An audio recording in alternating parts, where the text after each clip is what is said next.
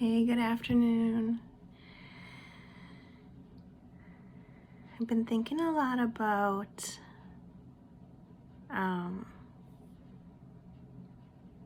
like what I consider time with God versus what I hear other people talk about when they speak about time with God.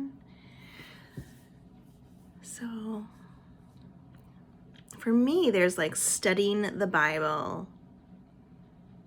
You know, you can get your there's books called commentaries, and you can like get your commentary and study the Bible and learn stuff, you know. It's very schoolish. I don't consider that time with God. There's a lot of people who will talk about studying the Bible like they're having time with God. I'm not one of those people. And then there's also, like, I think of it how Jesus would go away and to a quiet place and pray, right? Jesus was like abiding with God, communing, praying. That's quiet time. You know, that's time with God. You don't need a Bible. You don't need a commentary. You're not studying. It's not school. You're just having the relationship. That's what I think of as time with God, quiet time with God. But I think it's different for different people. Some people, like, they'll get out their Bible and their commentary and they'll study the scripture, and it's like they're in school and they call that their time with God. So each person is different, but just something that's been on my mind. Like, Kitty, you can't be up here when I do my videos. I don't love it when you're up here. This cat. Kitty, go. Hey, Will you come get this cat? She only comes up here when I sit down at the table.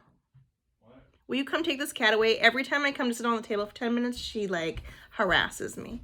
You stick in the bathroom for 10 minutes, or your room. You being kidnapped. Thank you, honey. Catnip. Yeah, I know. Every time I eat breakfast, she tries to steal my food. Yeah. I set out the cream cheese and she tries to lick it. I eat cereal and she tries to sneak it. Yeah, she doesn't come up here really when we're not here, but the second we're here, she shows up. Anyway, sorry. So that's just been on my mind today. But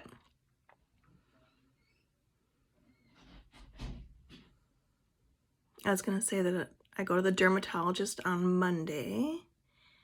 So I don't know how I'm gonna look next week or for the next month. I have a spot in my head that could be skin cancer that I want them to biopsy. So they might have to shave it. I might be missing a chunk of hair. We'll see how they do that. It's right there. I've had skin cancer before, right? Up here. I think it was either here or here. Probably here. Is that where, do I have a little scar there? So I try to stay on top of my little things that could be skin cancer. Skin cancer is one of those cancers where it's so small that the normal like chemotherapy and radiation stuff can't kill it. The cells, they can travel and move around in your body, and they're so tiny they can't kill it, which is why it can be so deadly. Luckily, the type that I had is like super mild and super slow growing and very common and not a huge deal, but still I try to watch it. I could be wrong. I'm no doctor. That's my understanding of how skin cancer is. But so if you haven't had a dermatologist assess your body, do a full body check for skin cancer, highly recommend it.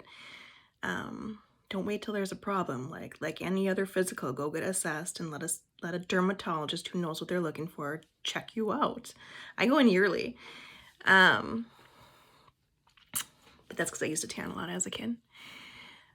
But and then I have this thing on the side. I'm gonna probably have them remove that.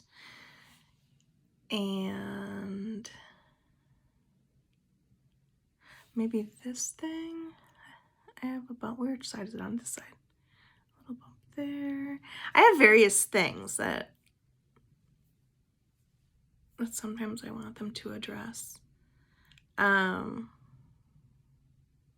But they don't like to do too much at one time because there's only so many spots in your body that you can be bleeding and wearing band-aids at once. So they, depending if they have to freeze it off or if they have to cut it off or biopsy it or what they do, like it's always different. So it's always a discussion of like assessing all the various spots in my body that need someone to look at and then figuring out what's the most important to handle right away and then what can we save for later. This thing we actually could save for later just because we already know what it is and it keeps coming back. That one's the worst because literally you have to wear a band-aid for like a month. It's horrific. That's the part that's horrible. This one would be easy. I'll probably do that one first, even if they do have to shave my hair a little bit because I want to know what that is. I might skip this one just because it's kind of irrelevant and non-issue, but we'll see. I think it's making me have the double, maybe I'll ask them about my eye baggy, saggy eye things. Because I never used to have such horrible eye bags till now I'm all old. Plus I'm probably doing more squinting from wearing old contacts. I didn't get new contacts or new glasses after this last prescription change, so I don't know, or maybe it's just tiredness, or I don't know what, but I never used to have such eye bags before. Anyway, we're off topic, so I'm not reading any devotionals today. We can go back to reading Luke, probably do that this weekend. Try to make it short. See if I get a copyright issue flag again. I don't think I will. Maybe I'll do that this weekend or tonight. I'm just thinking about house things. I have to get a radon test for the basement. I haven't had the radon tested for a long time. And we're going through and doing, I have various burnt out light bulbs. Gotta get new batteries in one of the door locks. And assess all the rooms for smoke alarms, fire extinguishers, carbon monoxide alarms. I think the basement has a gas alarm and a carbon monoxide alarm. I don't just always want to just change batteries. Sometimes I get whole new devices. And then we just recently changed bedrooms. Now my daughter's upstairs, so I want her to get one of those fire ladders that rolls out the window. Even though technically she could go out the other window, but it depends. If there's a fire in the house, if the fire's on that side, now she's got to go out the front window. So I want to get her a ladder. When I was upstairs in the bedroom, I didn't bother with a ladder, but now that she's upstairs, I'm I need to get her a ladder. And then I've been wanting to get a fire blanket too, because that just seems so much cleaner and more efficient than, not everything needs a full-blown fire extinguisher. And I guess wool is very fireproof or fire resistant or something. So I want to research more about fire blankets. But there's a couple just safety things like that I want to tweak.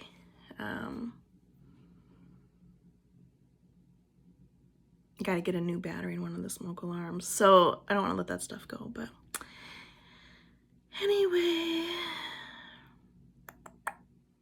that's it. I have nothing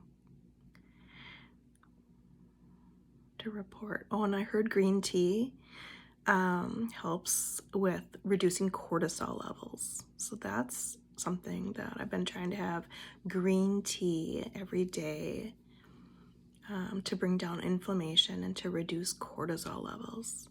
So that would be super cool if that works. I don't love green tea, I actually hate it. But it's better than getting in the routine of having coffee and then getting caffeine withdrawals and stuff like that. My favorite tea is black tea. It's hot cinnamon spice, Harney and Sons. Barnes and Noble has it, and I think even Target has a version of it.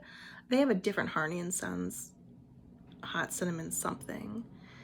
But anyway, so I hope you guys have a good weekend.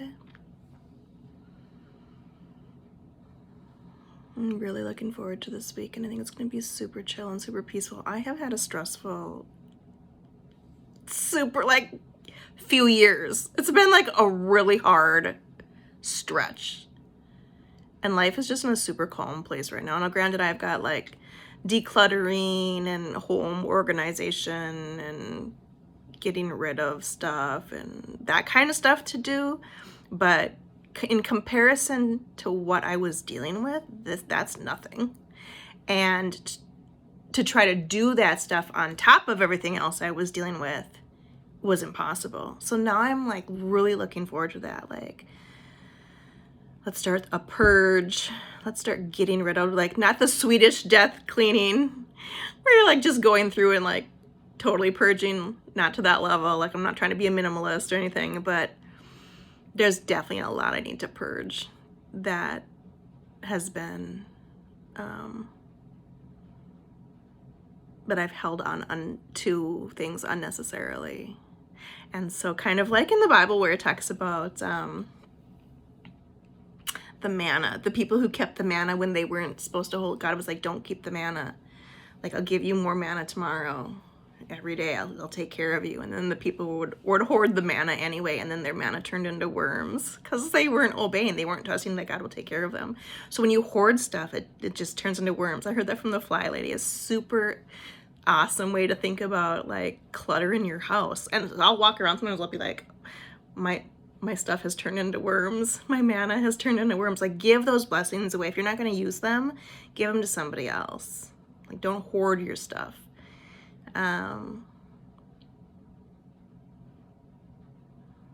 Definitely don't think we're hoarders. We give plenty away, but we also don't take enough time each day to unload stuff. We definitely bring stuff into the house more than we push it out of the house. So I'm trying to take the approach of, if you bring something in, you know, remove 2 things, right? If you bring 5 things in, remove 10 things. Or every day go through, and we have a pile by the door, an old IKEA bag, where we'll put stuff, like, get the stuff in the bag and put the bag in the car, and bring the bag to the donation center and get rid of it. We're usually pretty good about that. We kind of haven't done it for just a minute because life was so busy, but I have some stuff in the car right now that needs to go, and I want to get more, especially out of my son's room now that he's home from college. Like, his room is starting to be a problem spot now because it's just, he has more than he ever had before because he had to pack and gather stuff for the dorms, and then now he's home and he just has too much in his little room than he can handle. So I actually want to encourage him to declutter his room a little bit too. But that's it. That's a super chill weekend. I'm really looking forward to it. Do some more roof raking, get the icicles down. My son roof raked half the house, but not the other half of the house. So I'll probably go do the other half of the house because it's supposed to warm up this weekend a little bit. And I want to get those. We get really big ice dams if we don't roof rake. So I want to get that handled. Anyway, I'm just rambling. Hope you have an awesome day. Bye.